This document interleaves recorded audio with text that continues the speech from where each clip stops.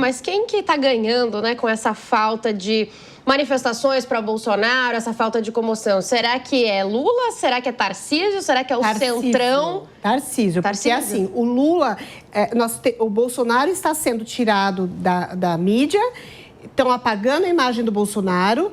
O Lula foi reeleito, dizem os bastidores, para um terceiro mandato e acreditava que ele teria ali 2 anos à frente, depois ele já, com a idade avançada, estado de saúde, ficaria de lado. No entanto, o Lula cresceu. Então, agora, o foco é o quê? É minar o presidente Lula para que o candidato que é apoiado por Kassab, pelo Centrão, pelo pessoal do agro, que é o Tarcísio, que é uma pessoa que está demonstrando sucesso na questão de segurança pública, ele está resolvendo uma série de problemas do estado de São Paulo, articula muito bem com os empresários, é uma pessoa que ele procura, dentro das polêmicas, manter-se de forma adequada, se tornou o candidato da vez. Então, Bolsonaro está perdendo, Lula está perdendo e o Tarcísio está crescendo. E o Tarcísio tem sido muito inteligente. O senhor é ou não candidato? Não é momento de pensar nisso, temos que cuidar de São Paulo. Só que vamos acabar com o mal que existe no Brasil, chamado PT, que é o presidente Lula.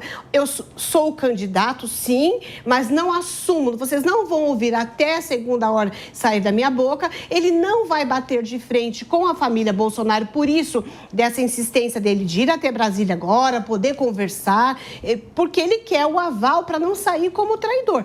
Quem cresceu nesse jogo todo é o Tarcísio. E nós não tivemos pesquisa nos últimos dias. E não vai me surpreender pesquisas vindo, inclusive dos órgãos aí que são mais pró-esquerda, o Tarcísio vencendo no segundo turno. Independente se nós vamos ter Flávio Bolsonaro, que já está sendo cogitado como vice, a Michele, se vai ser a Michele, se vai ser Ratinho Júnior. Eu ouvi ontem, eu estava na Lespe e escutei falando da o possível vice ser o Romeu Zema. Independente de vice, Tarcísio é o nome da vez e é o que mais cresceu nas pesquisas. E isso não depende mais de pesquisa eleitoral, porque já é o que a gente está vendo que está acontecendo. Mas ele tem o prazo da descompatibilização. Não, mas e até maio tem tempo. E ele está segurando, e ele fala isso. Ele fala assim, não, a gente tem até março para decidir isso. Mas porque ele tem na mão... Ele ainda precisa desse apoio. Ele tem na mão o principal estado, que é São Paulo. Você acha isso uma estratégia inteligente? Eu acho. Em cima do muro? Eu acho, porque ele está evitando o ataque da esquerda. Se ele não tiver apoio, ele continua. De frente com o Supremo, porque o ministro Alexandre de Moraes, semanas atrás, já estava ali começando, havia pedido de impeachment. Então, o Tarcísio está sendo muito inteligente, ele está sozinho, se posicionando no jogo político, falando, olha, eu consigo caminhar pelas minhas próprias pernas, independente do Bolsonaro ou não. Mas como eu sou uma pessoa íntegra e eu não vou trair o Brasil, eu não vou trair os 25% do eleitorado fixo do Bolsonaro, eu estou aguardando até o segundo turno, o momento, a autorização dele, a sinalização. Exato. E eu acredito que essa sinalização vai vir e a própria escolha do Flávio Bolsonaro, que é uma pessoa que, se a gente pensar no eleitor mais simples, fisicamente lembra o pai mais jovem.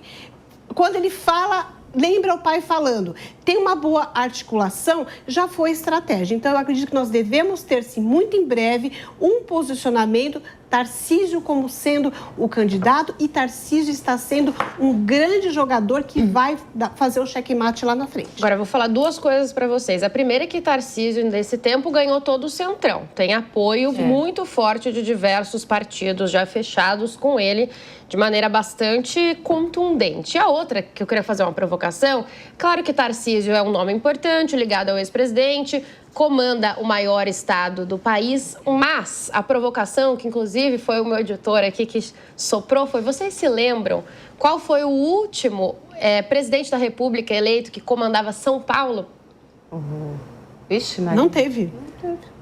Quase tem um vice aí, né? Agora é vice. A provocação é essa porque a gente fala muito, né, que São Paulo é um estado enorme de muita influência, mas nem sempre consegue eleger presidente. E o Tarcísio, ele tem algo diferente, que ele tem o pessoal do Centrão, ele tem Kassab, ele tem o agro, o Ratinho está esperando o posicionamento do Tarcísio, ele tem Minas Gerais, que é um eleitorado muito forte, esperando a decisão do Tarcísio. Então, ele tem algo, Bia, que nós não tínhamos anteriormente, que é realmente o quê? Um apoio maior. O Brasil chegou no momento que ninguém aguenta mais ouvir falar. Primeiro veio o tarifaço, a inflação, é desemprego, agora a gente tem essa reforma tributária. Eu escutei uma produtora de soja falando que no período do Bolsonaro vendia uma saca a R$102, R$200 de soja, que agora no governo Lula está vendendo a R$102. Então, quem tem o poder, quem tem influência, falou, olha, se aqui não está indo muito bem, vamos nos unir a quem? Um interlocutor. E isso o Tarcísio faz muito bem, ele está conseguindo, através do comportamento dele, trazer apoio que São Paulo nunca teve para eleger um presidente da República. Mas nós estamos vendo também pelo olhar de São Paulo, nós estamos em São Paulo. Né? Eu não sei como está a visibilidade dele fora de São Paulo. Eu sou do Nordeste. Mas você pode dizer melhor. E eu posso falar, Tarcísio não é muito conhecido por lá. Isso. Como nenhum desses outros possíveis governadores presidenciáveis. Então, o trabalho vai ser árduo para conseguir furar a bolha regional. Quem reina no Nordeste é o PT, é Lula, e isso é o que sempre acontece em todas as eleições presidenciais. A gente analisa os mapas eleitorais, o PT reina no Nordeste e a direita reina mais no Sul. O grande swing state, que é o estado que define essas eleições, as eleições que a gente chama, é Minas Gerais. Eu vejo quando foi Dilma e Aécio lá atrás, foi Minas Gerais o grande estado que definiu. Então, assim, todos esses pré-candidatos vão ter o desafio de conseguir romper a barreira da minha região lá. Mas um ponto nesse sentido é, dentre esses, o Tarcísio, de fato, é o mais conhecido no Nordeste. Também, né? Tem menor rejeição e vou colocar um ponto de apuração aqui, que eu ouvi essa semana, interessante sobre esse aspecto, que é o seguinte: a leitura da direita aqui em São Paulo é que Tarcísio precisa de uma vantagem aqui de 20 pontos, 20 a mais, para conseguir compensar o que ele perde no Nordeste. E a leitura é que o vice melhor seria mesmo alguém de Minas Gerais, por seu segundo colégio Olha eleitoral. o swing state. É o swing state. O Bia, essa semana aqui na Jovem Pan teve um dos programas, acho que foi no Morning Show, e o Zema foi entrevistado. E foi perguntado para o Zema o que ele achava de cada um dos candidatos. Ele foi muito inteligente no seu posicionamento, quando ele falou do Caiado, falou do governador lá do Rio Grande do Sul, falou do Tarcísio. Então, a gente vê que eles já estão se mobilizando. E a gente fala de Nordeste, né? Eu sou advogada, tenho um escritório, eu recebi uma consulta essa semana de uma pessoa que mora numa região no interior lá da Bahia, que fica entre Minas e Bahia, que foram vítimas da fraude do INSS. As pessoas estão começando a descobrir os problemas que tiveram. E a gente não pode esquecer que o PDT, que nós temos lá o ex-ministro Lupe, que muito ligado ao presidente Lula, isso vai ser explorado. E na hora que começar a soltar essas informações, garanto para você, até a pessoa que pouco sabe de política e que sempre foi fiel ao governo Lula, ela vai lembrar dos empréstimos consignados que estão lá na sua conta, que ela foi vítima do INSS. Então, o Tarcísio, ele tem todo um conjunto que ele vai conseguir, sim, crescer nas pesquisas, inclusive tirar voto do atual governo lá no Nordeste.